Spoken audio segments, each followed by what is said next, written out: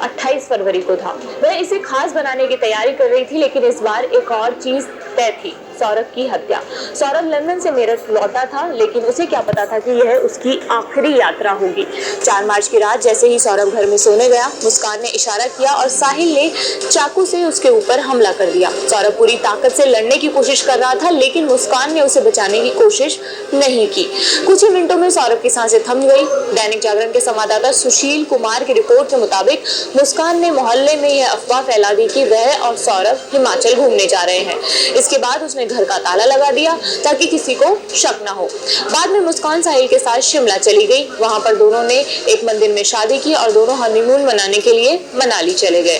पहले से ही दोनों ने ऑनलाइन होटल्स बुक किए हुए थे। बताया जा रहा है कि शादी और हनीमून के लिए आबू लेन से कपड़ों की खरीदारी तक करके गए थे।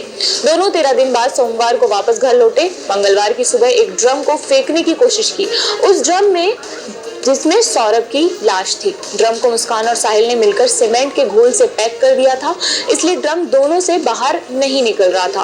बाद में दोनों ने 4 मजदूरों को बुलाया, लेकिन वह ड्रम उठाने को नाकाम रहे।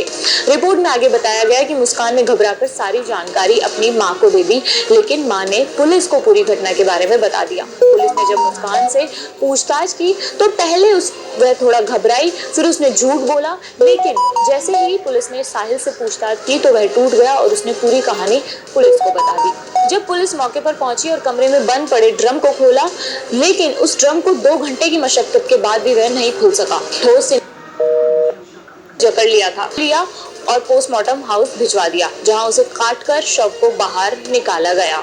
मेरठ के एसपी सिटी आयुष विक्रम सिंह ने बताया है कि सौरभ खुश नहीं है, अलग होना चाहती हैं, कोई ऐसी कभी झगड़ा, कभी कोई बात नहीं।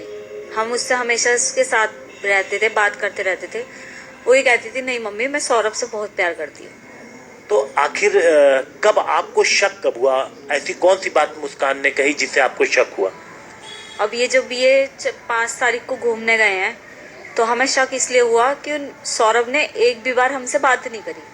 अच्छा, वैसे करते थे? वैसे हम करते थे, हाँ। हम जब करते थे हमारी बात का रिप्लाई करते थे वो, लेकिन इस बार नहीं करा उन्होंने। तो हमने इससे पूछा शूबी से, मैंने कहा तुम्हारी वहाँ जाके भी लड़ाई हो गई? क्योंकि इन हस्बैंड वाइफ में लड़ाई चलती थी नॉर्मली, मतलब आर्ग्यूमेंट होते थे काफी। नॉर्मल होती है। हाँ, आर्ग्यूमेंट होते थे, बच्चा बुद्धि थे, दोनों लड़ते रहते थे। तो मैंने कहा तुम्हारी वहाँ जाके भी लड़ाई हो गई? तुम घूमने गए हो और अगर लड़ाई हो गई तुम वहाँ अलग अलग होटल में रह रहे हो क्या? नहीं मम्मी ऐसा कुछ नहीं है, वो बाहर से खाना लेने गए हैं। जब हम कॉल करते थे तो हमेशा उन्होंने बहाने बनाए कि मम्मी वो नीचे डिस्को में गए हैं, पार्टी में गए हैं, और तुम्हें पता ही है कि वो इंजॉय वो करते थे बहुत ज़्यादा, ये तो हमें पता है। तो इस तरह से उसने हमसे बहाने बनाए। टाइम ज़्यादा हो रहा था, फिर हमने मैसेज डाले सौरभ के फ़ोन पे ही मैसेज डाले जी। सौरभ के मैसेज डाले कि जी हमसे कांटेक्ट करो, आपकी बेटी परेशान हो रही है, आपसे बात करना चाह रही है। तो उधर से रिप्लाई क्या आया था कि मैं पार्टी में हूँ, मैं बाद में बात करता हूँ। ये सौरभ के फोन से आपके पास? सौरभ के फ़ोन से रिप्लाई आया। ठीक, फिर उसके बाद फिर हम जो स्टेटस डालते थे कभी, तो उस पर रिप्लाई आता था उनकी तरफ से, जो भी रिएक्शन होता है। उन्होंने उनकी तरफ से हमें कहा कि कुछ बात है, लेकिन ये हमसे बात नहीं कर रहे हैं, बिजी हैं थोड़ा ज़्यादा ही। 2 साल बाद हस्बैंड वाइफ मिले हैं, तो थोड़ा ज़्यादा ही एंजॉयमेंट कर रहे हैं, हमें ये रहा। तो हमने कहा चलो छोड़ दो उनकी पर्सनल। शक तो मेरे को बना रहा कि जी कुछ गड़बड़ तो हुई है, लेकिन लड़ाई की कि आपस में लड़ाई हुई ऐसा है। कुछ है, ऐसी कुछ नहीं। तो फिर उसके बाद ऐसा कुछ है, ये कब आपको शक हुआ? जब वो लोग वापस आ गए? नहीं